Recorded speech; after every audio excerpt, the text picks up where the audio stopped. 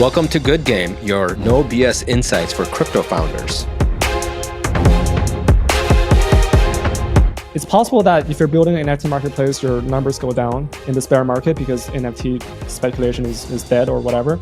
But instead of looking at your absolute number, you should look at your number, let's say your trading volume, as a percentage of someone else's, another big player. So Tensors, if you pick Tensor as an example, you should look at the trading volume on Tensor versus Magic Eden. If that number, which is the market share, grows in the next year or two, I think you're going to be in a really good spot. Because when the bull market comes back, you're going to dominate everyone and you're going to grow faster than anyone else does. Yeah, that's a solid point, which is the market today, although it's very hard to build for because there aren't enough users in the space or they start fleeing or whatever, is the fact that to look at the overall pie over the next decade and how many users will come into the space and how much of that will you capture based on the product you're building. Looking for your next startup idea in crypto?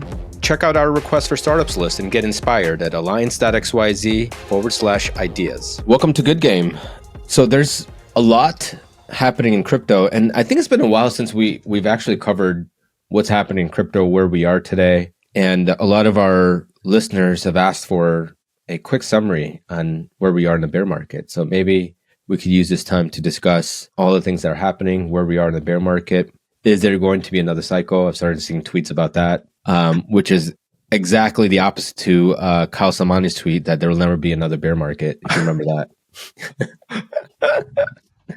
Oh man, the things we say during different times, it's great. I don't have a specific agenda, but I know that many people are worried, especially if they've not been through a bear market before. Yeah. And even those who went through a bear market before, I wouldn't be surprised if they're not operating under 100%. Personally, I know that it takes me 3 cycles, 3 bear markets to really develop the immunity against it. So this bear market is actually the first bear market where I feel completely calm. Last bear market was actually really painful, even though it wasn't my first one. Yeah. So I just want to talk about like how things are on the high level. Earlier this year, at the beginning of the year, I tweeted that the second year of the bear market is usually the most painful year of the cycle, assuming the 4-year cycles will go on. But the second year is the most painful because it's the year of apathy. It's the one year where your friends, your parents stop asking you about crypto. Well, they ask you if you're okay. And the media stop caring about crypto. The market volatility, quantitatively and objectively, it has gone down. The realized volatility or implied volatility for Bitcoin right now is like in the 30s. In the bull market, it was over 60, well over 60. Yep. So the market also doesn't care anymore. Yep. If you're a founder, your employees are probably thinking of leaving crypto. And we also know that many founders in crypto have either pivoted away from crypto or are thinking of pivoting away from crypto back into AI, for example. Just on that point alone, we've had many startups that we've invested in that ended up pivoting straight to AI, which is a very interesting move. Most startups that we invested in that pivoted into AI, they actually come from an AI background. So I tell them, I don't know if they come to me for advice, but they certainly come to me for support of this pivot. So I tell them, if this is something that you really believe in and you have real domain expertise, by all means, go for it. But you should know that, developing domain expertise in crypto takes a long time, and pivoting away from crypto at this time of the cycle, people generally regret. Everyone that I know that pivoted away from crypto in the last bear market has regretted it. So, I mean, even if you think about all of the NFT marketplaces that competed with OpenSea and they all ended up pivoting away to something else, I'm definitely sure they've regretted that decision. Yeah. So last bear market, OpenSea had at least 3 competitors that built pretty much the exact same product, no differentiation from OpenSea. And they all pivoted right before the outset of the NFT bull market, which was in early 2021. And OpenSea didn't do anything special except for they just survived. They just survived long enough to see the bull market come back. And that's how they ascended to the unicorn or decacorn status. Yep. And I feel that this is probably one of the biggest tests. One test is like euphoria of like the bull market, and the other is the euphoria of the bear market, right? And that's very different than markets that are like in the NFT and other places, AI and other sectors, which is the fact that you don't have like a publicly traded token that represents your industry. Yeah. Outside of the, stock market, that is. But you could think of like crypto as a hyper-financialized version of emotions. And really it just depends on where you are in the market and how you want to build products. But I've seen so many founders that have either made the decision to leave crypto and they've regretted it, or I've seen them pivot into areas where they've ended up ultimately failing. And the question is always like, how much mental strength and grit do you have to continue to pave the path for your startup? And that's, I think, true. That's generalized across all startups, right? Like, so as long as you have the fortitude to continue and building, success will follow. It just depends on how closely you listen to your customers and all of the other things that we typically talk about. So what are some of the things that are happening now that is causing this widespread apathy or worry, mental stress? One is the regulatory climate. And I think there's a couple like things that, like narratives to think about, right? One is, SBF imploding created a lot of regulatory pressure for the SEC and other agencies like the Department of Justice and others, which is forcing them to ultimately kill crypto because they ended up missing SBF and other narratives that were going on. And now there is a lot of pressure to crack down on crypto, regulate it, completely dismantle it, as to some of the regulators are saying. Yeah. And the reasons for this is probably very political, which is, a lot of the politicians were involved in accepting SBF's donation. Yeah. And so there's some reputational risks. There is risks of like the dollar dominance also, right? When you're exiting the dollar system, you're exiting to a completely crypto native system. That's number two. And then I'd say number three is just primarily like regulatory. And that's something that we can talk a bit more about and what's happening with Binance and Coinbase and all of the other startups that are building in this space. And really the ego, I feel like some of the regulators and policymakers, they're just here trying to leave a legacy. And they think of killing crypto as something that cements their legacy. Yeah. Especially on the left. So for people who are not familiar with the regulatory landscape in the US, the Democrats, which is the left, they are really hostile towards crypto. And the right, which is the Republicans, I think on balance, they're more friendly. On balance, they're neutral. They're neutral, but they're certainly more friendly than the left. And there are some open supporters within the Republican Party, and there are some naysayers. But on balance, they're fairly neutral. It's really the left that wants to kill crypto. That's right. And because of that, there's this huge pressure on Binance and Coinbase, right? And so an example of this is Coinbase. So when Gary Gensler sued Kraken and Bitfinex. No, is it Bitfinex? Oh, Bittrex. Sorry. Bittrex and Kraken.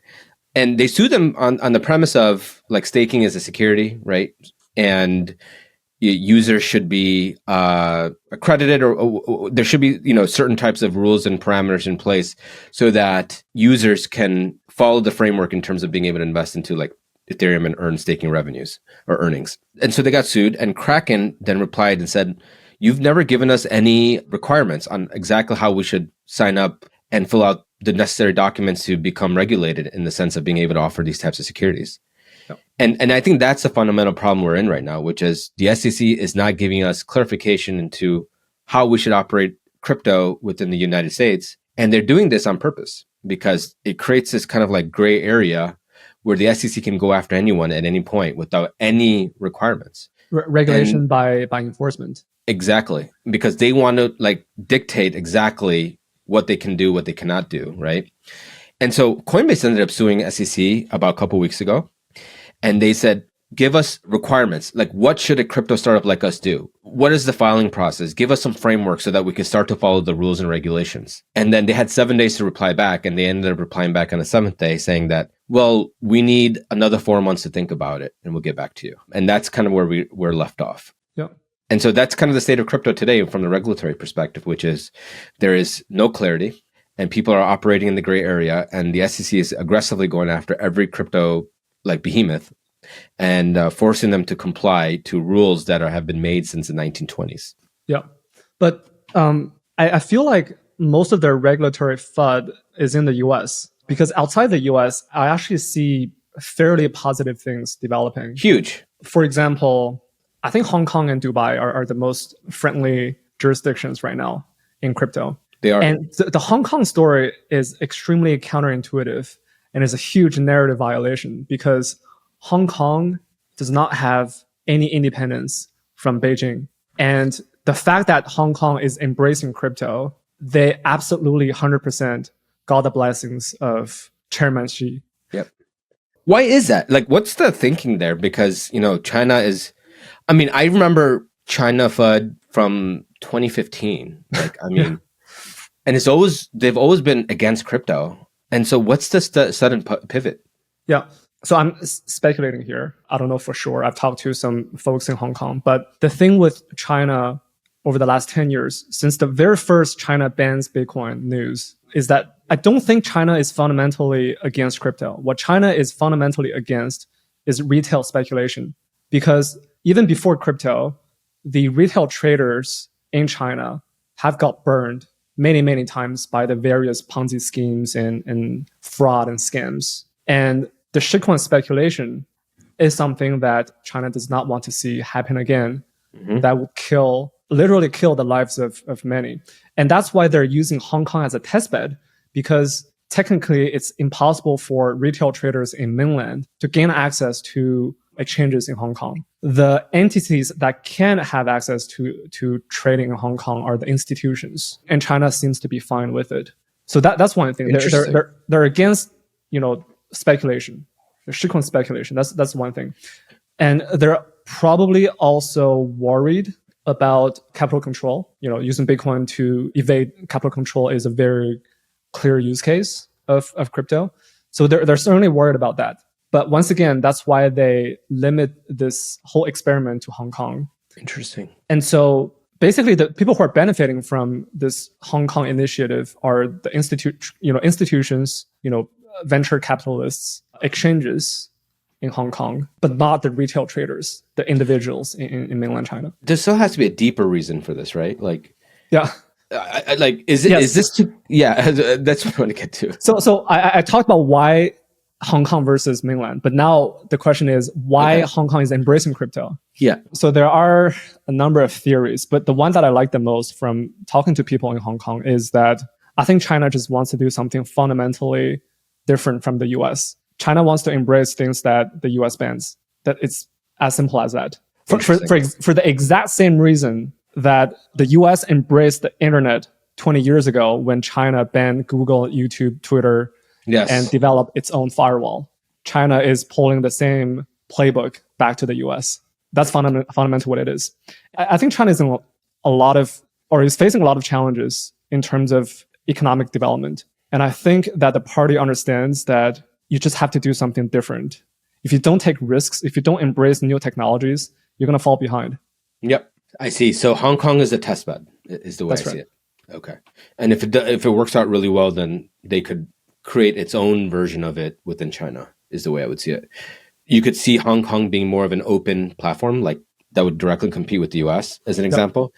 And then they'd probably develop their own firewall version of crypto within China. And I think I've already seen some of this. I've seen an NFT.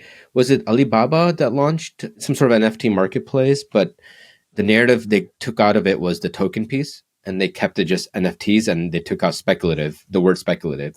Yep. And so you could think of these as stickers essentially within games, right? And so I do think there will be stripped down versions of crypto that would be primarily targeted to Chinese retail. The downside of picking Hong Kong is that Hong Kong historically has been a financial center, not a tech center. Well, there's some overlap, right? With financials. And there's some overlap. So this is not my opinion, but folks in Hong Kong told me that they think that there will be a new generation of centralized exchanges emerging out of Hong Kong. There has to be. There's so much void that needs to be filled by some of the exchanges that are going under, right? Yeah. However, they're not super optimistic about the true crypto tech, products that are truly crypto native. On the other hand, startups. There's a benefit of picking Hong Kong, which is that Hong Kong is literally next to Shenzhen. Shenzhen is the tech center in China. Shenzhen is basically the Silicon Valley of China. So I mean, at the end of the day, physical proximity still matters. So this is like, I think it's a double-edged sword of picking Hong Kong. And we're seeing hedge funds, crypto hedge funds and VCs and entrepreneurs going back to China from Singapore. So a lot of mainland Chinese entrepreneurs went to Singapore over the last couple of years, but recently they're moving back to Hong Kong. So that's a very interesting trend that we're seeing. Dubai is another very, very interesting example. I don't know much about Dubai, but it seems like they're really trying to embrace crypto. Yeah. I could talk a bit about Dubai and what I'm hearing. Obviously not full context here, but Dubai is obviously very open to crypto. In fact, many of the crypto influencers you see on Twitter have now moved to Dubai, both from a cost of living perspective, the luxury perspective, and pro crypto regulations perspective, right? So those are like the three ideas. And what's happening also, like at least what I'm hearing from India, is that like a lot of the founders in India are now moving to Dubai because of that. India has become very harsh in the way they're regulating crypto and crypto startups. Even the taxes are so high that people are afraid to even buy crypto for that reason. And so we're seeing like a cohort of Indian founders are moving to Dubai, and that started with Polygon. And so the Polygon entire base moved to, and I would say the entire base, but a large a part of the Polygon team ended up moving to Dubai.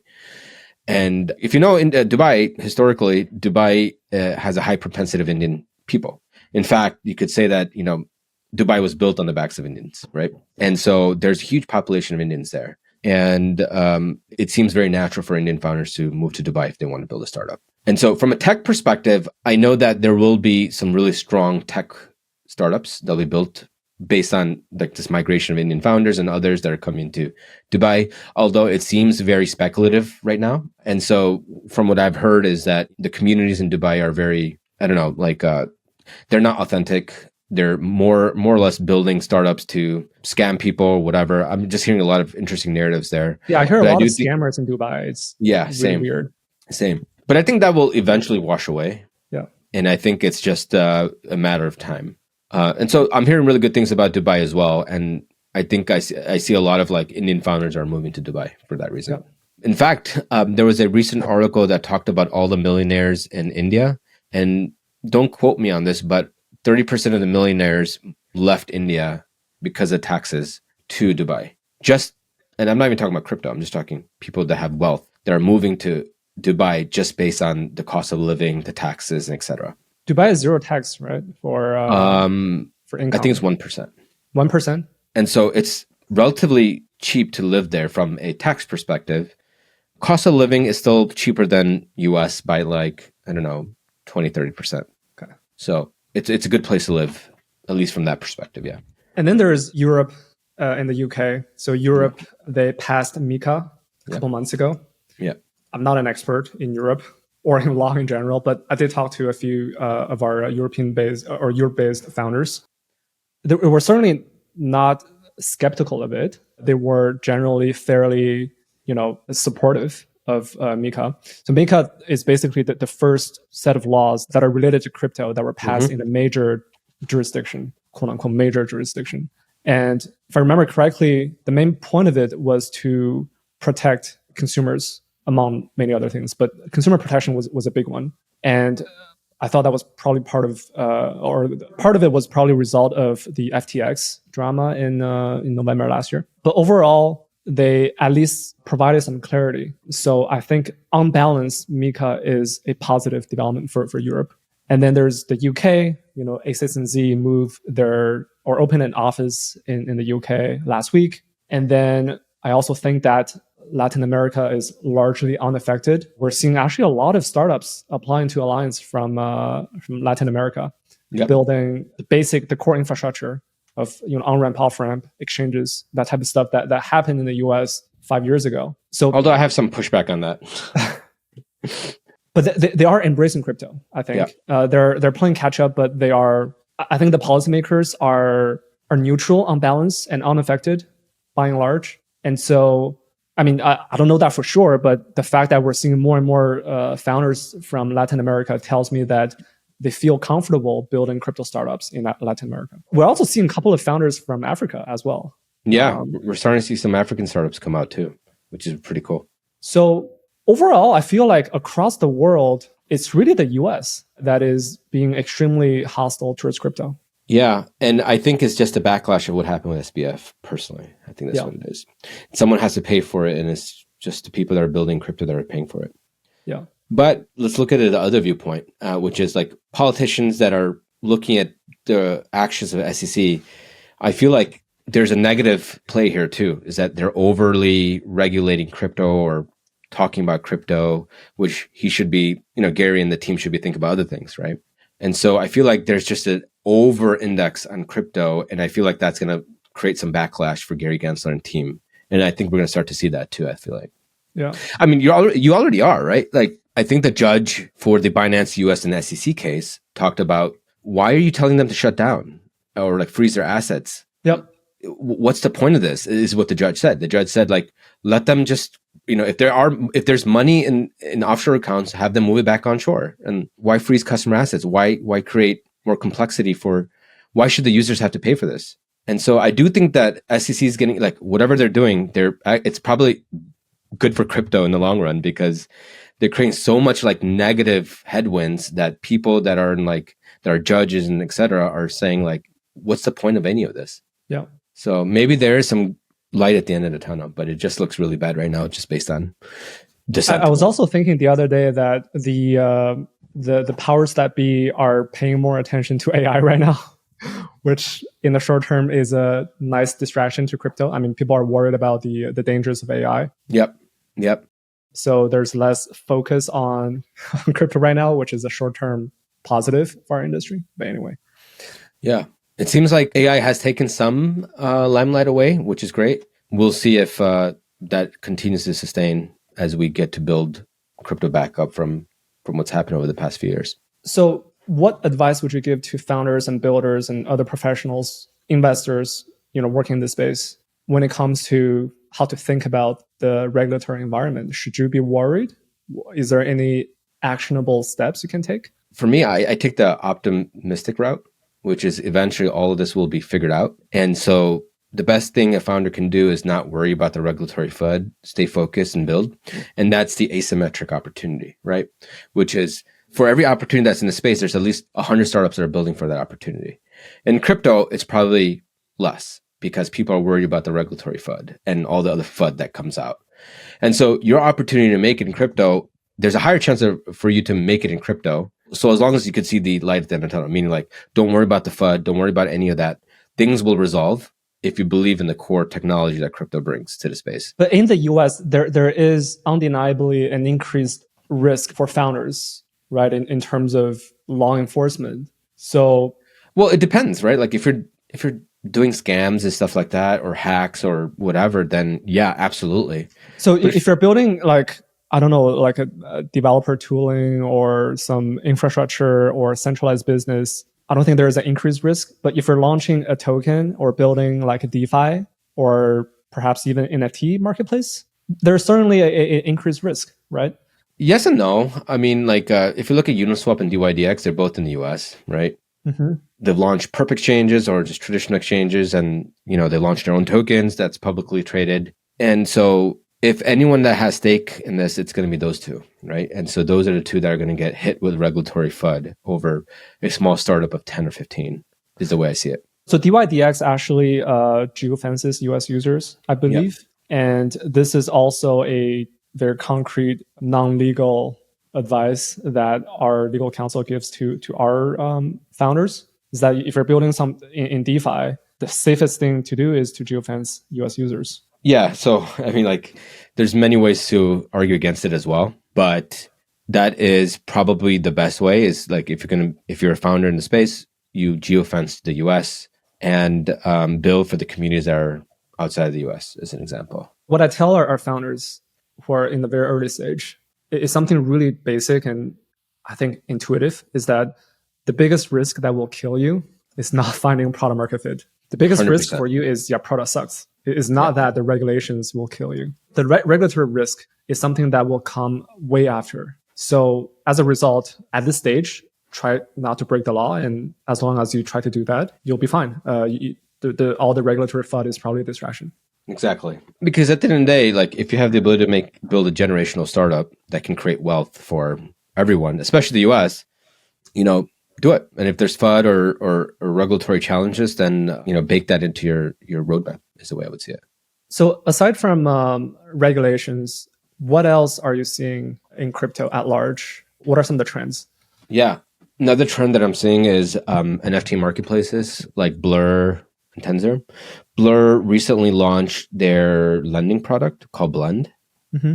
And it quickly took number one spot as the premier NFT lending marketplace, which I thought was very interesting in the space. Mm-hmm. And we've had this question asked too, which is, what is going to happen with OpenSea and Magic Eden and all of these traditional exchanges? Are they going to go, is it going to be similar to like, I don't know, eBay and Amazon or Craigslist or whatever? Yep. Where do we think all of this is going to go? That was an interesting question that was brought up to us, and thinking more about it. Well, I guess, what do you think about it? That specific question? Yeah, generally, like, okay, so you have traditional NFT marketplaces. The phase one of NFT was traditional NFT marketplaces, right? So I can go and buy an NFT on an exchange. The second phase is, pro trading, right? So now you have people that can get financial data, they can do advanced trading, graphs, whatever, charts, whatever. And now you have the third phase, which is building other products for traders so that they can create more, think about capital efficiency with lending, etc. So you have this third phase now that you have other products that are being built alongside NFT pro trading marketplaces that capture more users, stickier, etc. Mm-hmm. So that's kind of like where we are in the NFT marketplace as an example. Yep. And the question that was asked to us was, do we think Magic Eden and OpenSea are the phase one? Do you think they'll be relevant moving forward? Yep. Or are they going to go similar pathway as, let's say, Craigslist or something where they become irrelevant over time? So I don't have a strong opinion on whether or not OpenSea and Magic Eden will thrive. But what I found is that in crypto, there's always these constant waves of enabling technologies. A recent example is compressed NFTs on Solana. There's always these new things that are happening. Some of them are really big, but they're only big in hindsight. Some of them are irrelevant. But it often takes one or two really big decisions, strategic decisions from the founders to turn things around. So right now, OpenSea and Magic Eden, they are losing market share to Blur and Tensor. But they have so much money. They raised so much money from the bull market, the biggest bull market of all time. And I think they'll just survive long enough to see these new enabling technologies come in and have one or two opportunities to make really good, important decisions. And this is something I've seen not just in NFTs, but just in general. Like things like bear market is the best time for startups to capture market share and to outshine their competitors in terms of making important strategic moves. And the reason why this is important is because I have founders coming to me, they're in so much pain. Yep. I talked to a founder last week, and he felt destroyed, like mentally. Yep. He's like, no matter what I try, I just can't seem to grow my numbers. But this happens not just to him. This happens to basically over 99% of all companies in crypto. When you're in the bear market, there's nothing you can do to grow your numbers because the market is against you and you can't fight the market. And so what I actually recommend people to do for investor or builder is instead of looking at absolute metrics, so absolute number of daily active users, for example, you look at relative metrics. So you measure your own traction versus the market. So taking the NFT marketplace as an example, it's possible that if you're building an NFT marketplace, your numbers go down in this bear market because NFT speculation is dead or whatever. But instead of looking at your absolute number, you should look at your number, let's say your trading volume as a percentage of someone else's, another big player. So Tensor's, for example, if you pick Tensor as an example, you should look at the trading volume on Tensor versus Magic Eden. If that number, which is the market share, grows in the next year or two, I think you're going to be in a really good spot because when the bull market comes back, you're going to dominate everyone. And you're going to grow faster than anyone else does. Yeah, that's a solid point, which is the market today, although it's very hard to build for because there aren't enough users in the space or they start fleeing or whatever, is the fact that to look at the overall pie over the next decade and how many users will come into the space and how much of that will you capture based on the product you're building. let's just have fun and talk about what would happen to Magic Eden and OpenSea and where could they go, right? Mm-hmm. I feel like we're going through the bundling phase of NFT trading or NFTs, which is, NFTs will, like serving the NFT market first was just exchanges, right? Now you have lending, and I think you're going to have custody, you're going to have other types of products that are being built horizontally that would enable people that are trading on those platforms to stay on those platforms and not leave.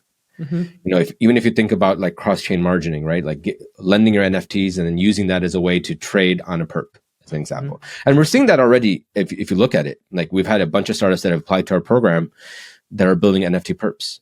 Mm-hmm. And they work great as standalone products, but could it work even better when you have a network effect of hundreds and thousands of users that are using your product on the spot exchange, as an example?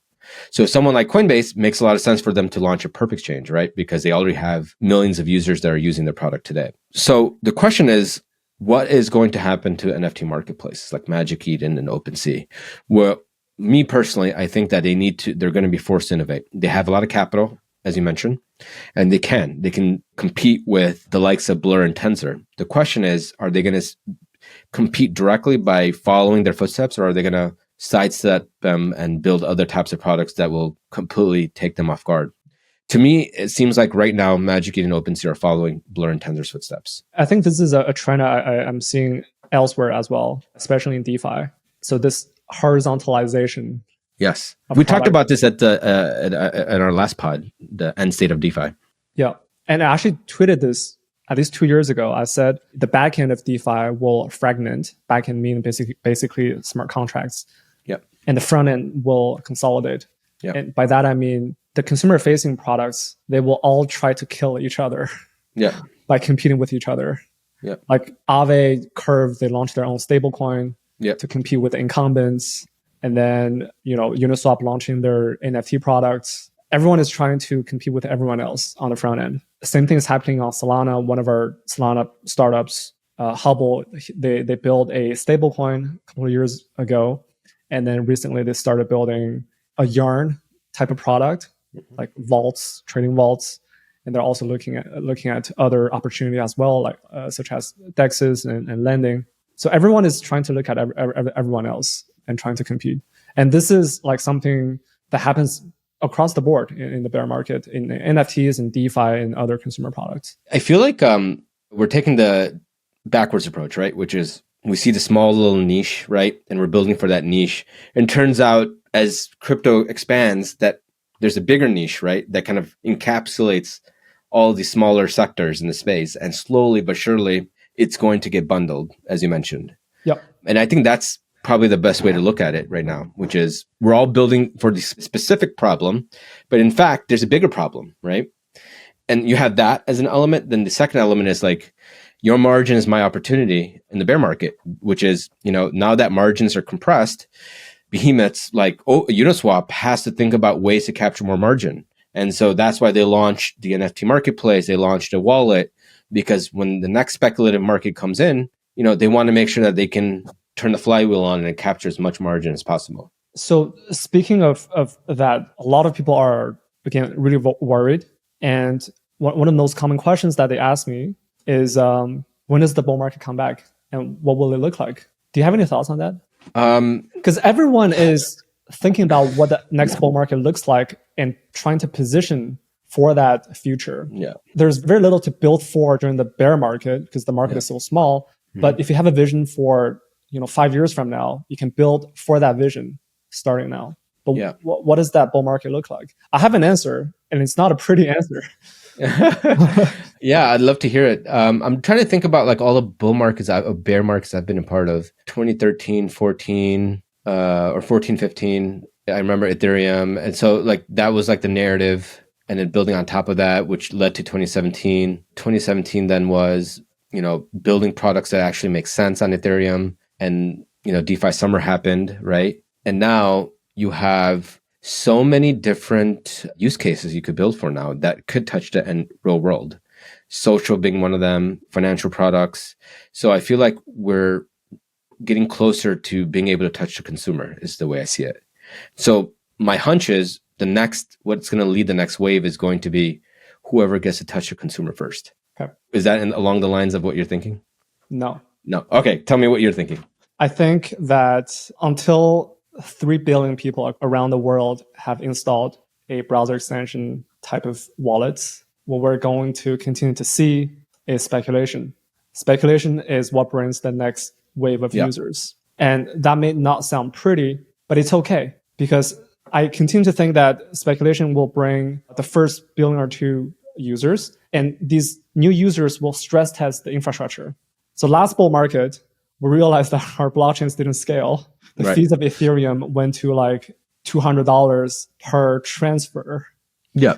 And that incentivized a whole new set of entrepreneurs building layer 2 scaling solutions or alt layer 1s like Solana. And then the next bull market, same thing is going to happen, but in different flavor, right? There will be speculation again, and then it'll raise our transaction fees again. And maybe the scaling infrastructure that will come out of the next bull market will be, I don't know, something like app chain rollups, something to that effect. I don't know what it is, but it could be that. Last two bear markets or last two cycles, we first had a ICO bullshit in 2017, which was the first wave of speculation. And then we had a bunch of JPEG speculation. That was the last cycle.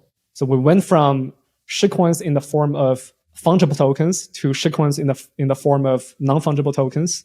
I don't know what the next one might look like, but it's still going to be shitcoins. You could still be trading in a different flavor. 100% agree with the speculative nature. So not arguing against that. What I am saying is this insight came after speaking with Kane last time. And usually like Kane, the way I see Kane and his perspectives are, he's like from the future of crypto, right? Like every time he builds something, then it starts to become a trend. So an example of this was when he first started Synthetics, oracles was a big problem, and he started building out his own proprietary oracles. And then, Chainlink came and it powered all of DeFi as an example, right? And there's these trends that he's doing every cohort that kind of enables a whole host of different products being built. Liquidity mining program, as an example, was another one that he created, or him and his team started, and that became kind of like across the board generalizable, right? And before we ended our conversation, he said, I'm like, so what do you think is the future DeFi? And what he said was, it's being able to build it so that everyone can access it, like making it much more accessible. And, this could be the advent of like EIP 4337. We talked a bit about intents, whatever. And I think what's missing in the space right now is the fact that we don't have hundreds of millions of people, right, using the product. To your point, like you mentioned, 3 billion people that have to download an extension as an example. That is what's preventing us from getting hundreds of millions, like to making things actually work within all the flywheels that are being created. So could account abstraction, EIP 4337, apps that can essentially abstract away the entire crypto, complexities that plague our industry, could we abstract all of that away and make consumer products that look very consumery, lizard brain-like, that allows anyone to be able to access these apps in a very seamless way? Could this be what helps lead us to the next bull run? I don't know. My point related to that is, yes, those, account abstraction or, new types of wallet experiences can bring the next billion users. But I think in order to bring the next billion users, we don't necessarily need that. Because what we need is basically Jerome Powell turning the printer back on, and then everyone started speculating on shitcoins again. And then in order to do that, they're going to have to install MetaMask or whatever hardware wallet. And then they come into this ecosystem. There is a whole new set of games for them to play. Last time around, the game was NFTs, and the one before was ICOs. The next one, it could be something different type of games. But these games are speculative in nature, and they will incentivize the consumers to install a MetaMask and play the game. Yeah, that's a good point. Without speculation, there's no reason for people to install MetaMask. It's way too much friction. You have to open Chrome Store, search for MetaMask, install, and then learn how to sign transactions, all that stuff. It's too much friction. By the way, my working thesis is that next bull run, MetaMask will lose to Uniswap wallet. I'll tell you why. Why? Okay. So do you remember like our last DeFi podcast? I talked about how my retail friends created a working group where they would help each other install the MetaMask wallet, send them ETH, and then teach them how to use Uniswap, right? And primarily all of them made these working groups because they wanted to speculate on shitcoins.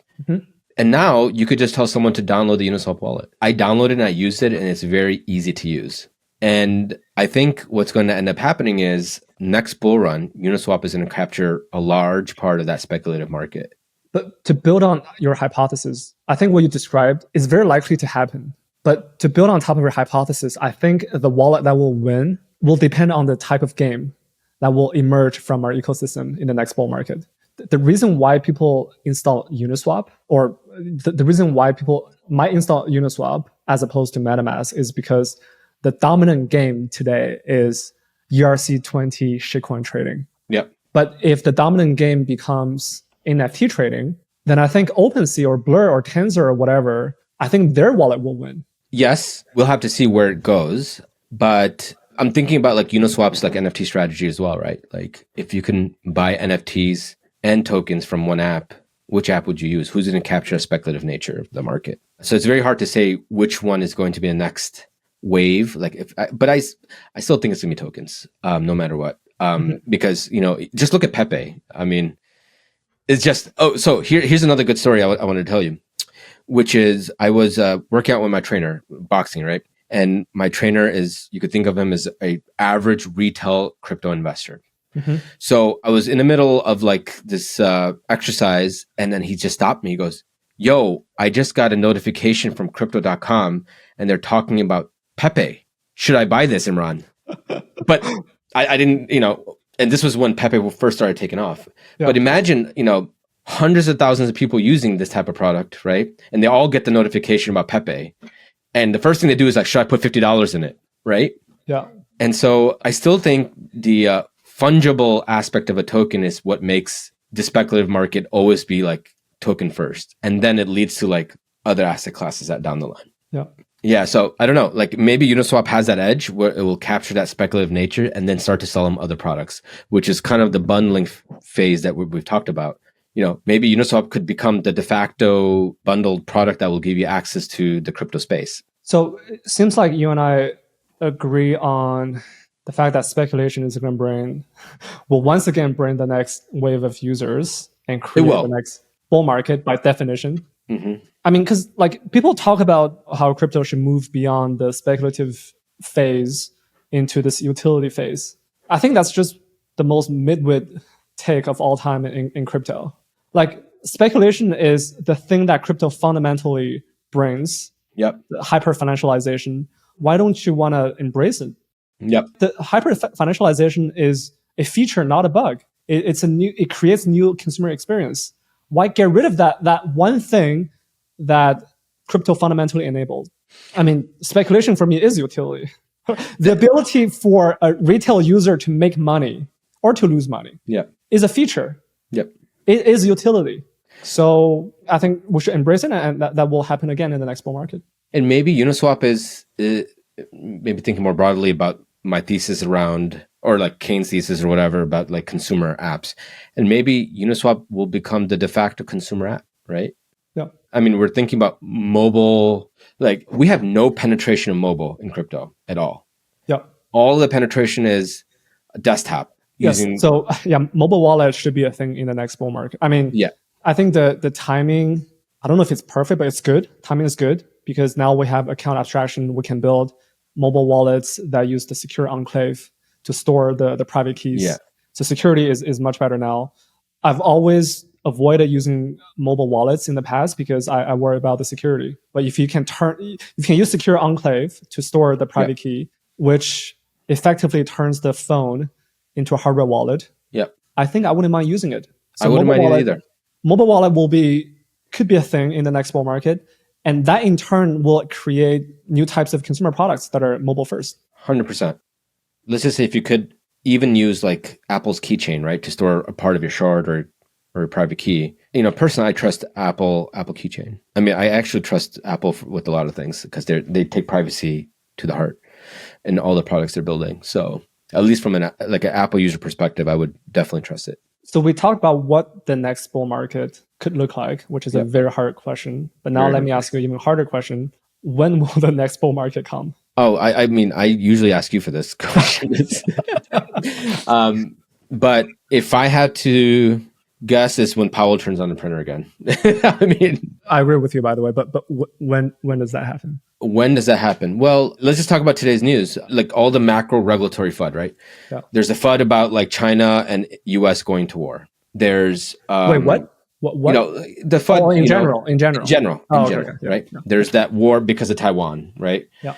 There's the FUD about Gary Gensler and the SEC being over regulating crypto. Mm-hmm. There's the FUD about interest rates being too high, and that the Fed is going to continue raising interest rates. What else is there? Hard landing, which Hard is landing. the result of high interest rate, raising interest rates at the fastest speed in history of the Fed. Yes. So those are like the four, right? Yeah. I think the first, as of today, has been cleared. It seems like Blinken, who's a Secretary of State, said Taiwan shouldn't have their own independence. So they completely pivoted away from their, and we could talk about this, but I think that's primarily a function of Biden wanting to get reelected again, right? As long as the US or Taiwan doesn't declare independence, there's no war between China and the US. Like, people in the West they just don't understand how China works. The line that you do not want to cross when it comes to China is Taiwan and nothing else. As long as Taiwan does not unilaterally, or the US does not unilaterally declare independence, no war, no hot war. I forgot one more, Russia and Ukraine, right? Russia and Ukraine, yeah. Yeah, one more. So that's one, which is a great sign, right? Two is, so the Fed like cutting rates or increasing rates over and over again. It seems like for June, they paused, right? Is this the coming, and they said they're not going to cut any interest rates this year. So I could see us pausing for the end of the year before. Well, no, they said they're pausing now, but there will be between 2 to 4 cuts by the end of the year. Is that what they said? Cuts? Yes. Sorry, hikes. Sorry. Hikes. Not okay. That's why they call it the hawkish plus, which is really funny because the last one was the dovish cut. Yeah. But do you think this is psyops? I don't know how the Fed works, but I listened to Druckenmiller. I listened to 3 of his recent appearances on podcasts, and he's firmly in the hard landing camp by the end of the year in the US. I would not bet against Druckenmiller and his 30 I wouldn't either. decades of macro trading experience with 30% annual return and no down year ever. I will not bet against that. So hard landing by the end of the year. He thinks it's very likely. If that's true, I don't know whether or not hard landing will happen, but if that's true, I do know that the stock market is too high and earnings will go down and multiples will get compressed. And the combination of these two will probably lead a decline in the S&P 500.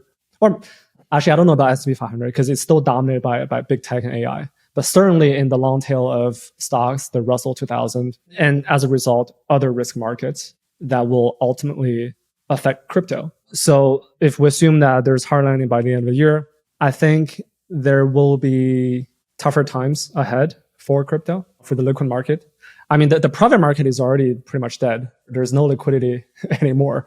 Like, people are having a really hard time fundraising, and VCs are not deploying. They're being super risk averse in this bear market. So with Bitcoin at 25,000 today, I think that there will be tougher times ahead for the liquid market. But if we get a hard landing by the end of the year, I think within a few weeks or months, the Fed will cut. And then that brings us to 2024. And I think 2024 will be a great year for crypto. All right. So we have some time, another 8 months, more or less. And it's really remarkable how similar every crypto bear market is. Like the second year of the bear market is, as I said, is the year of apathy. Yeah. It's the year where you basically have 365 days to build your bear market position, to DCA into depressed prices. Mm-hmm. And then the third year of the bear market, things start to go up. So last time we had DeFi summer that happened during the second half, or during the third year of the bear market. And then towards the end of that third year of the bear market, basically the bear market turned into a bull market with the Fed started printing money, and then Bitcoin started going up. All the macro hedge funds started piling into crypto, etc. So to summarize, 2023, I think will be tough. And then 2024 will be really good. I mean, was it over the weekend, Friday? BlackRock applied to establish a Bitcoin ETF. Yeah. And of the history of all the approvals they've received, of the 500, like there's a stat out there that one out of the few hundred ETF applications got denied. Everything else got approved. Yes. And that one that got denied was called non-transparent ETF or something. Yeah, it's some bullshit like I've never heard of. The moment you name your ETF some non-transparent stuff, you're going to get denied by the SEC. So I think that's the impetus. Like, I think that is what's going to. And there's, I love speculators on crypto Twitter, and so someone went back with gold right before the ETF launched, and they ran the numbers. Yeah.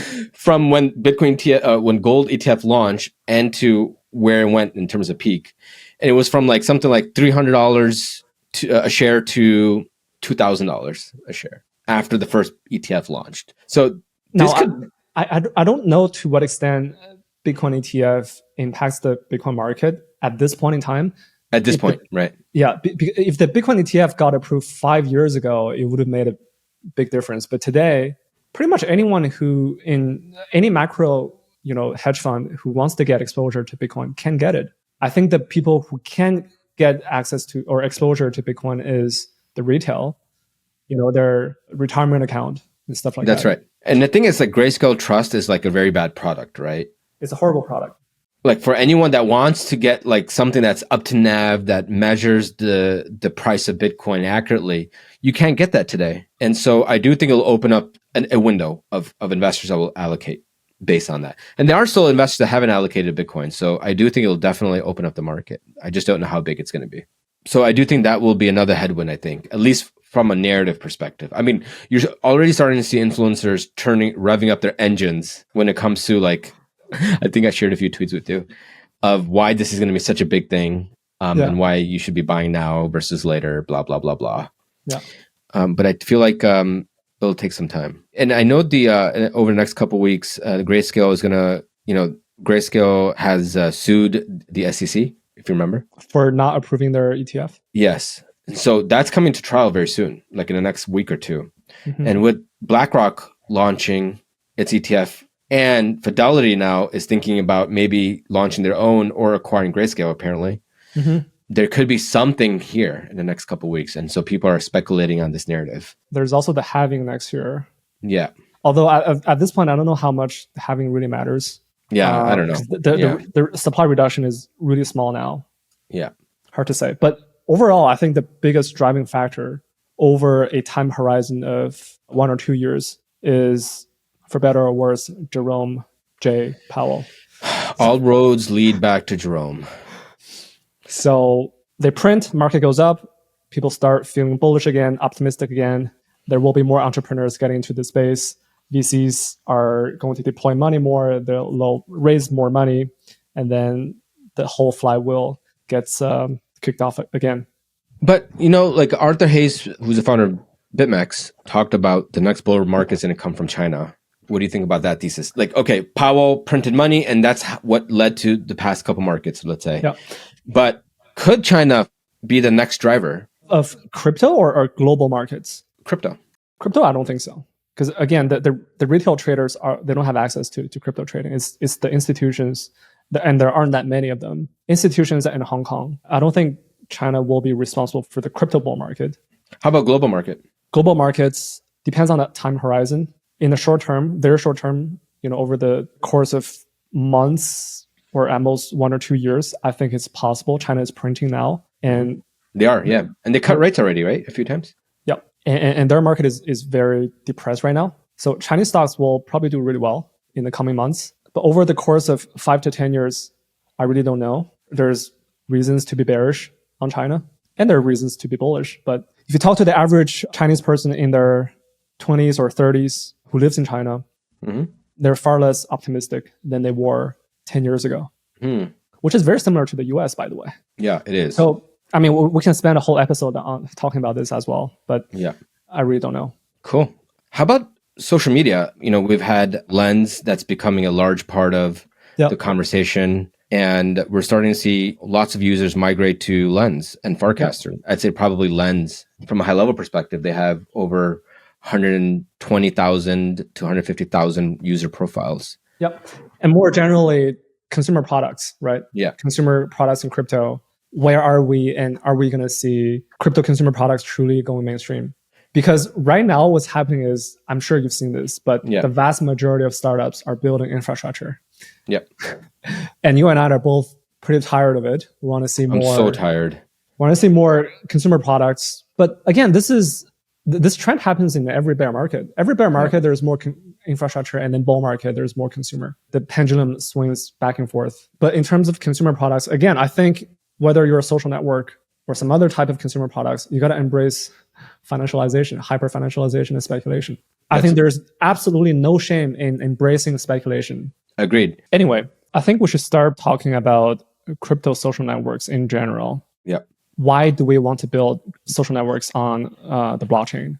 And people have several things over the years, and we should discuss whether or not they actually make sense or not. So people say, for example, that YouTube, for example, takes a lot of has a really big take rate that hurts the creators, especially the long tail of creators. You have to have something like 100 million views per month in order to make $60,000 per year. Wait, how many views was that? 100 million. Yeah, I mean that's like the order of magnitude of like Mr. Beast, right? I mean, like that's what his average views are, and he's like the top 1%. Yeah. So the long tail of creators will not be able to survive by just being a professional creator on YouTube. But what about the dopamine hits? I mean, I feel like there are a lot of creators that enjoy influencing their communities, and they indirectly sell their own products. Yeah, right. YouTube is actually being used probably primarily as a marketing channel for people like you and I. But the hope is that building the crypto network on the blockchain can reduce the take rate. Do you think that makes sense? It can. Ultimately, it will depend on the infrastructure it's built, because I mean, what YouTube and others provide directly to the creators is an efficient platform, right? You don't have to worry about the technology or the infrastructure that's powering all of the growth on YouTube and Facebook and et cetera. So really the creators, all they really have to do is create. And so when I think about like crypto rails, I do think that there's some inefficiencies that still hasn't been addressed yet today. If you think about latency, I feel like latency is a big problem in crypto today. Mm-hmm. I think storage, the cost of storage is also quite expensive. Mm-hmm. And so in a perfect world, I think crypto could be a great way to decrease that take rate so that the creators can be empowered to create and earn similarly to like what YouTube is earning. Mm-hmm. But the question is it feasible today? Mm-hmm. That would be one of my... The hope is that the crypto social network has less power against its users. Yeah. And therefore has less bargaining power, and therefore doesn't have the unilateral ability to increase the take rate. But it doesn't have that leverage today. That's the problem, right? Because for creators to create on crypto rails, there's a cost to it. There isn't an existing social graph to tap into, one. And then all of the tech side that I mentioned earlier, which is like the cost, onboarding, using wallets, UI, UX. There's just a whole list of things that we can walk through with Stanley to discuss that I think ultimately could get solved through like some of the upcoming like EIPs, like EIP 4337. And we talked previously about Intense. Maybe that's a part of where we're going next. But I do think there's a whole host of things that need to be solved before we get there. Okay. The other supposed value proposition is that the user truly owns their social graph. That's cool. For example, if I get deplatformed by Twitter one day, I can bring my over 100,000 followers to another platform. I guess it's an okay value proposition. I think the value proposition is great for people that are controversial, but for people like you and I, I'm not that controversial anymore. Yeah, we're fine, right? Like, I think we follow the rules and of what the different platforms offer. So, it's really not a worry for you and I, but, for people like, I don't know, Elon Musk and others that are very controversial, or Kanye West as an example, I think he's the only one that I've seen that has been banned by almost every platform that's out there. Was it because of what he said about Jews? Yes. I want to tell you a story of a social network that I invested in a few years ago. Wait, you invested in? Yeah, I invested in it as an angel. A few years ago. It's called Parler.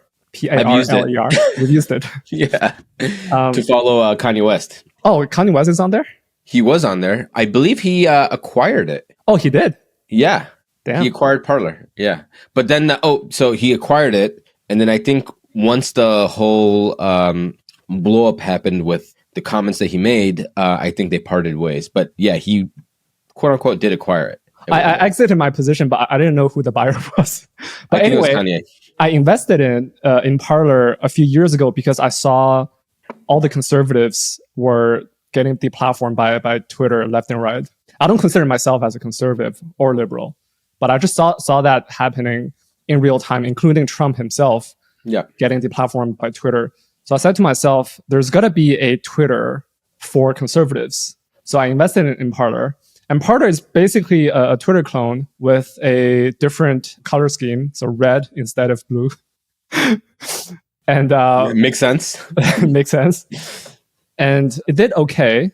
I think it grew to maybe 8 figures in terms of active users. There's definitely some growth on there. There's some growth, but it just at a certain point, it just couldn't grow much more beyond that, and it just started to plateau. And I think in hindsight, I learned a lesson, which is that if you just build a Twitter clone, I think you can expect some reasonable success, but I think it's very hard to build a generational company if you just do a copy pasta of Twitter, because there are only so many Republicans out there, hardcore Republicans out there. Yeah. Not the average Republican, but the people who are so hardcore enough that they want to leave Twitter to use Parler. And by the same token, I thought of crypto social networks, because the vast majority of clients I've used so far are basically the exact same clones of Twitter or YouTube or Instagram with very minimal improvements or differentiation. And I said to myself, I think these clients might be reasonably successful, but I don't think they'll become generational companies because there are only so many hardcore crypto people. So that was the lesson I learned from Parler. What do you think? Yeah, I'll tell you about some of the things that I'm seeing and hearing about from the newer communities that they're starting to come into the space. But high level, I do think these social graphs that we have, you could think of Twitter as this giant social graph, and then you have like sub-social graphs of all the different like topics, right? And so you have all of these that are like simultaneously running, and then they often collide with each other, right? And I think that's what makes Twitter so controversial in the first place. And there are going to be times where these communities want to have their own space, and they become large enough where these clients start to spin out. And so an example of what you mentioned, Parler, is actually Truth, which is where Donald Trump is on. Yep. And to be quite frank, Truth is doing quite well from a growth perspective because, it is where all of the right-wing influencers and conservatives go to connect with each other. So I do think it'll be very hard to monetize. And maybe that's where crypto comes into this play here, right? Which is like the reason why ad network powered social networks work really well is because at scale, you can, there's an ability to earn, right? Because you're able to learn about the user and then sell products based on the users that are interacting with the product. But for crypto, maybe that's okay, right? Like maybe monetization isn't a big part of how users earn revenue. Maybe it's by following and purchasing someone's post. And I'm not saying that's going to be a thing, but maybe, I guess where I'm getting at is like scale isn't an issue anymore because that's what traditional Web2 social networks would use to earn. I think now it's really about deepening these social graphs in its own way where they can create their own clients. And the revenue model is going to look very different than the revenue model that we've seen in the Web2 side. I don't know if that makes sense or not. Yeah, no, that brings to a third value proposition of crypto, which is potentially new monetization models, right? Because Web2 is ads, mostly ads-based monetization. And Web3, we don't know yet because there's no like large-scale social network yet, but the hope is there will be new monetization models. But I suppose, what kind of new monetization models can you think of? I'll name out the obvious, which is what Lens does today, which is the ability to purchase posts. Like, let's just say that you tweeted something that is an NFT in and itself from the back end, right? And I could put an offer, or you put an offer or whatever, and I can purchase your NFT, and that NFT would be then owned by me. And you as a creator can earn money based on that, right? So the better quality posts that you put, the hope is that more and more people will purchase. There's another one that I just saw recently that Lenster just launched with Superfluid, which is the ability to super follow an influencer, whereby they can charge a monthly fee of $5, $10 or whatever, and that's streamed. So the user would pay $10. Let's say that you're a super influencer. I subscribe to you and I pay you $10 a month. That money would be then streamed to your wallet, as an example. So, but the second one is It's not new, right? It's not new. Patreon or OnlyFans or whatever. Twitter does this too. Twitter does this too. That's right. But the first one is interesting, is new. Well, it's new it's not new by crypto standard because people have launched NFTs, JPEGs for years now, and people can buy those JPEGs. And so in the case of Lens, it's basically the same thing, except instead of just a JPEG, it's in the form of a tweet, like a post, which can also be an image or something else. Yeah. I suppose you can also build like sound XYZ on top of Lens. Like on paper, you can build like an NFT, music NFT platform on top of the Lens protocol as well. Right? Tell me more about that. Like, how so are you thinking you tweet, you post something on Lens, and then that post can link to a song, which is stored on Arweave or whatever. Yeah. And then that post can be minted as an NFT. So I think of Lens as a general purpose social protocol that different types of client can be built on top of.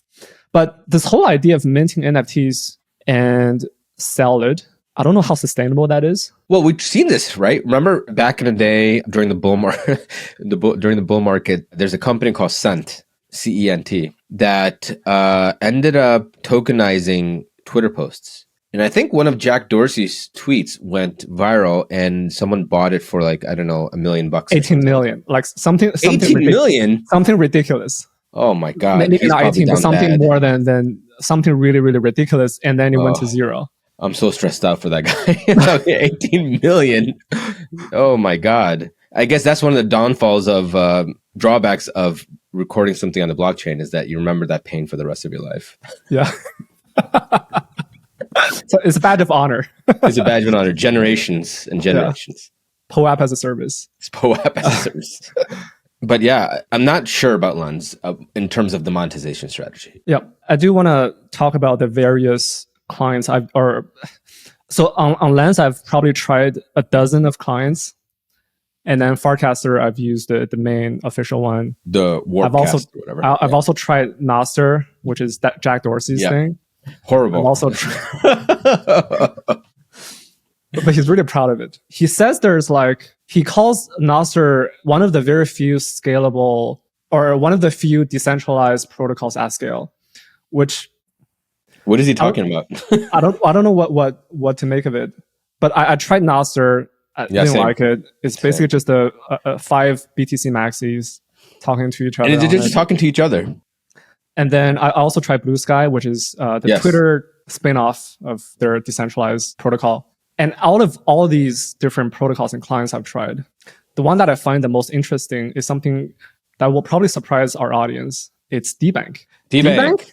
Yes. DBank is actually a social network. DBank started a few years ago. You and I were angel investors back in the day. Yeah. They started as a sort of a Zapper type of product. So analytics, portfolio analytics, but over time they turned into a social network. And what I like the most about it is I can search for people I'm interested in, like Jump, for example, or Andrew Kang or whatever. And I can search for their name in DBank and I can see what they do on chain. Yes. So this feature itself is also not new. So Nansen has it, Zapper has it. I think Nansen also does something, is trying to turn their product into some kind of social messaging product as well internally. But Nansen is very expensive. It's not a consumer product. It's more of an institutional product. But DBank is a consumer product that where you can search for what people are doing on chain, how much they got liquidated, et cetera. I think that is really, really fun. But then you can DM that person. Yep. You can talk to that person on chain and you can pay, I think it's $1 or something. You could change the price to whatever you can want. Change the price, yeah. And this feature itself is also not new because back in the day, Biology built this thing which was called earn.com. Yes. But I think Biology was way too ahead of its time. That product was too early. People didn't Bitcoin isn't fast enough either, right? At that time, like it takes Bitcoin wasn't fast enough. Yeah. And there weren't enough people who had a crypto wallet installed. But today you have a critical mass of people who do have a crypto wallet that can pay people before talking to them.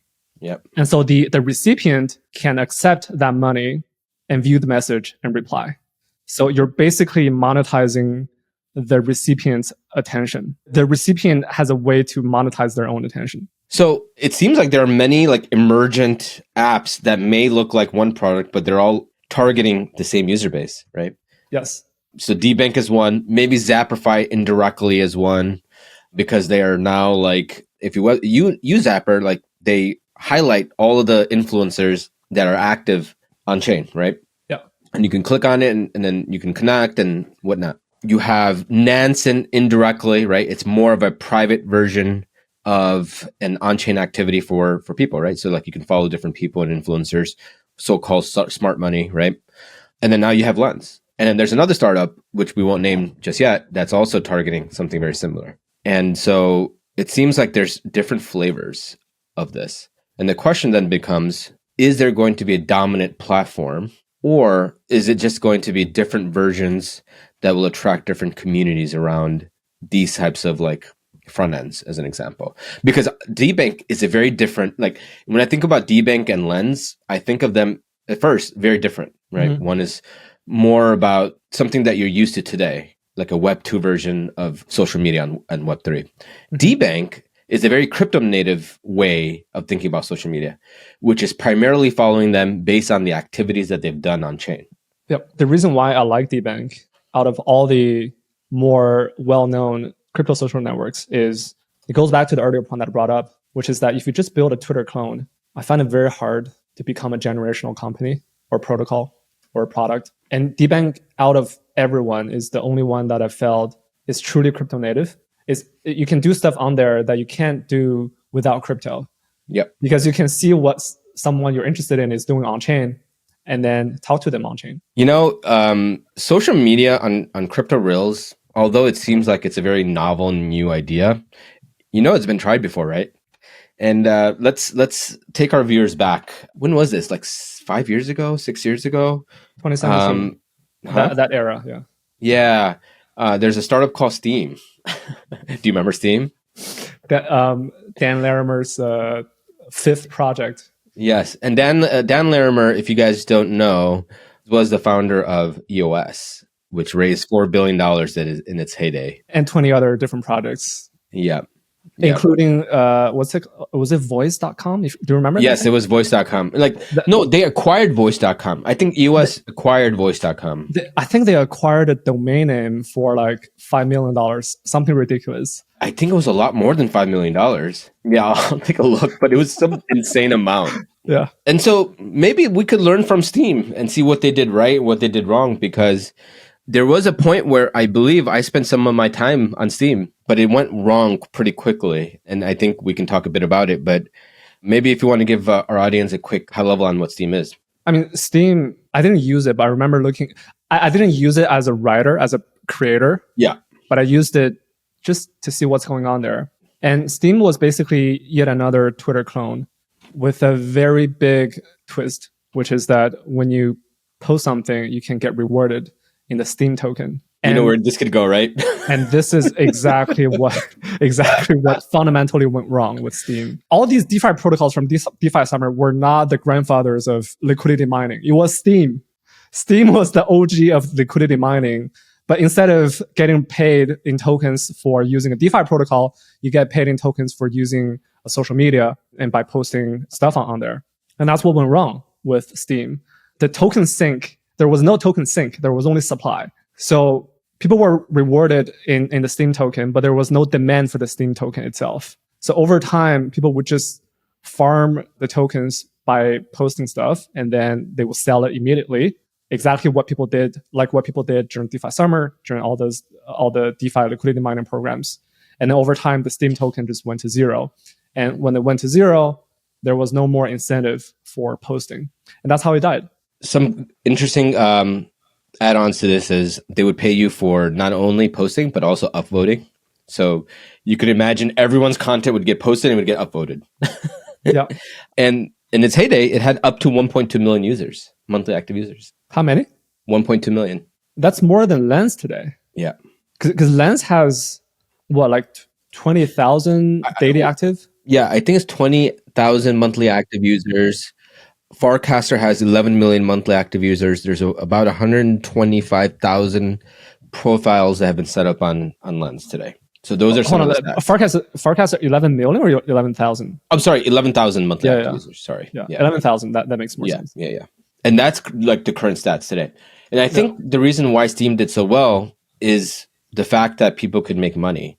And so I remember seeing like a ton of YouTube videos of people attracting retail to Steem because they could earn tokens, right? Yeah. And the reason why YouTube influencers want to push Steem is so that they could push the price of Steem, right?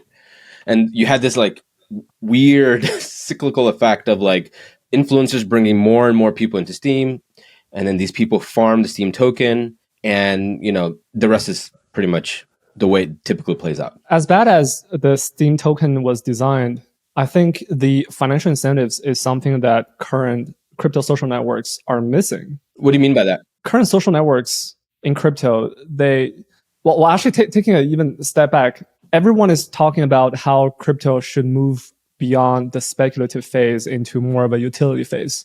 To me, that's the most midwit take of all time in crypto. Speculation is the most interesting thing, maybe not the most important thing, but certainly the most interesting thing that crypto brings to consumers as a new experience. Why do you want to get rid of it? It's what makes the world go around. Exactly. I mean, seriously. Oh, and there's this tweet by Nikita Bier. Are you talking about the lizard brain one with the buttons? Yes. Yeah. Okay. I've seen that one. So Nikita is a legend in consumer products, not in crypto, but just general consumer products.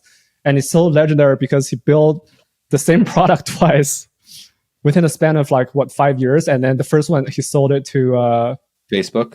And the second one, he sold it to Discord. Yep. Exact same product. And it's and it wasn't a matter, I remember I used the app. I mean, it's primarily for Gen Zers and not for a boomer like me, but it's called Gas. Yep. And he built it out in 6 months and sold it. Yeah. Okay, so here's the tweet. There will never be a consumer product that takes off purely for political reasons, like being censorship resistant or decentralized banking. Think of consumers as lizard brains. They mindlessly tap on rectangles on a screen for basic needs, like making money or finding a date. Well, maybe crypto may not be able to help you to find a date, but it's certainly there to help you to make money. And now you want to remove that feature from social networks, from your consumer product? It doesn't make any sense. Well, I think the pendulum, I see crypto as like a pendulum, right? Pre-bull market, the pendulum was swinging hey, let's just bring in whatever the crypto rails offer in a way that could bring more users into space.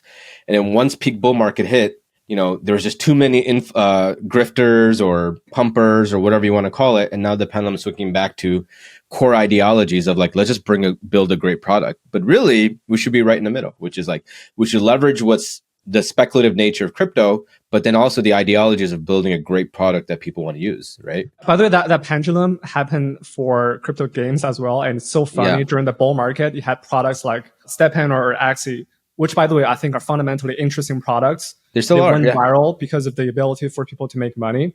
Mm-hmm. But then there was some flaw with the token design. They went down. And then a year later, Steem and Axie brought a whole wave of quote unquote crypto gaming entrepreneurs into the space due to their early success. And then a year later, the pendulum just swung to the other way. No one wanted to build fully crypto games anymore, like crypto native games. Everyone is building quote unquote Web 2.5 games. And I'm really, really annoyed by that term. I am too. And so the pendulum has swung to the completely opposite direction, extreme. And I think we should at least go back a little bit towards the crypto native features. So point being, I think the same thing is the case for social networks, crypto social networks. I think crypto social networks should fundamentally embrace the hyper-financialization as opposed to getting rid of it. Agreed. I wanted to also bring up equity, not token, right? Do you remember that? Yep. Which is during Ethereum's first foray into the wild was around the 2017-18 timeframe. And back then, everybody was launching their own token. And it was an easiest way to raise, build community, or whatever you want to call it. Once the bear market hit, everyone pointed blame at Ethereum and said Ethereum is at fault. They allowed the creation of all these tokens and ICOs that ultimately hurt the end users. But really, it wasn't Ethereum, nor was it anyone else. It was just the people. And during the bear market or during the bull market, everybody was, there was a lot of euphoria as an example. So once that bear market started to set in, I specifically remember venture capital firms not investing in token. They thought it was a scam and that it should be purely equity only. And there was points where I've seen venture capital firms raise funds by stating that they will never invest in tokens because, that's not something that we encourage or whatnot. And that's a very clear example of how pendulums have swung from one side to the other. And I feel like we're going to see many forms of that now in different sectors, like play to earn for games. I still think it's very, very there's some guys that were tweeting about this. I think I shared it with you, where people have made a lifestyle change because of STEPN, because of the ability to earn money. And I think there's something very powerful there. And you see this with other areas of, other sectors as well. So I just want to highlight that point that I just think these are all cyclical. And now we're just seeing this over and over again until the point where the masses do adopt some of these products. So we talked about a lot today, Qiao. So we talked about ultimately what's going to lead to the next bull run, right? So we talked about the regulatory FUD that's inflicting the crypto markets. We talked about what apps could potentially lead the next bull run. We also talked about, consumer apps like Lens. And overall, I feel like I'm feeling bullish. Slowly, not 100% like mega bull with my lights, laser eyes, and like Sailor, but God, Sailor's such a perma bull. But either way, I'm feeling good and optimistic. We're still seeing incredible founders start building the space. And so I'm getting excited for 2024. How about you? I just feel a very unusual kind of calmness, emotional, psychological, intellectual calmness. And I think because you sold the top.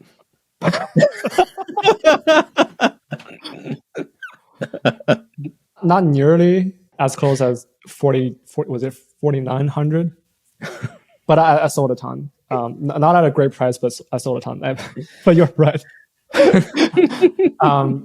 But also because, like I said, I think it takes 3 bear markets to really develop this immunity towards the bear market. You and I know for a fact that a lot of people are feeling a lot of pain right now, from founders to investors to employees to other professionals in the space. People are thinking of pivoting away, into AI or whatever. But I just can't think of any more contrarian time to be in crypto right now. And that's why I fundamentally feel calm about being in crypto, because no one cares about crypto anymore. And I just feel really great to be in a space that no one really cares about. I can think about things more calmly. There's no more distractions. In the bull market, it was the last bull market was extremely stressful. It was very stressful. And there were so many noises. Like now, if a founder comes to us, like they apply to Alliance, we know that if you're still building in the bear market, we know that you're probably going to be here for a long time. Yep. But when we see a founder from Fang trying to build a crypto product in the middle of the bull market, we feel more worried. We feel more skeptical. Yep. So I do think generational opportunities are here, is what I would say, both from a venture capital perspective and a public markets perspective. So founders that are listening, if you're building the space, you have a shot. Well, I think that caps it. Great conversation about the state of things in the market. Hit subscribe if you haven't already, and we'll get back to you. Thanks, guys. Thanks, guys. Thanks for listening to Good Game. Don't forget to subscribe. We'll see you next week.